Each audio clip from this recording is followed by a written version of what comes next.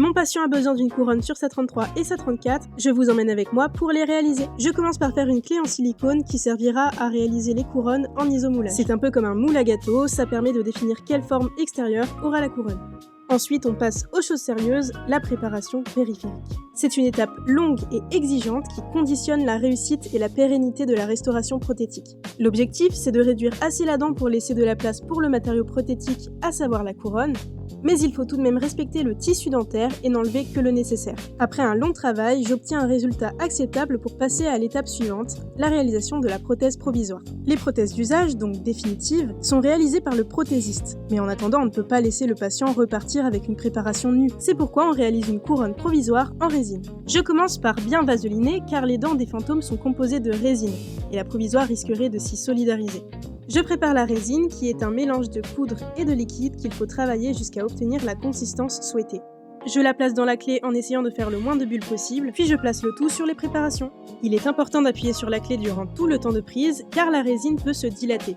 Ça risquerait d'aboutir à une couronne mal ajustée. Une fois la résine prise, on peut retirer la clé. Et comme j'avais mis beaucoup de résine, j'ai beaucoup d'excès à enlever. Lorsque j'ai retiré la clé en silicone, j'ai remarqué qu'il y avait des bulles sur mes couronnes. Il y avait des endroits où il manquait du matériau. Donc à la base, j'étais prête à recommencer toute ma résine. Est-ce que je peux pas juste combler avec de la résine ? Du coup, j'ai comblé avec de la résine. Bon, évidemment, j'allais pas laisser comme ça. Alors je suis passée à la phase que j'allais faire dans tous les cas, les finitions. Durant cette étape, on parfait les lignes de finition de la couronne pour qu'elle s'ajuste bien avec les lignes de finition de la préparation. On va aussi travailler les embrasures entre les deux dents pour laisser la place à la papille interdentaire et éviter de léser le parodonte.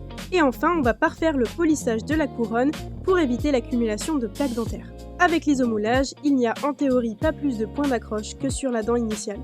Mais avec mon petit bricolage, je risque d'en avoir ajouté.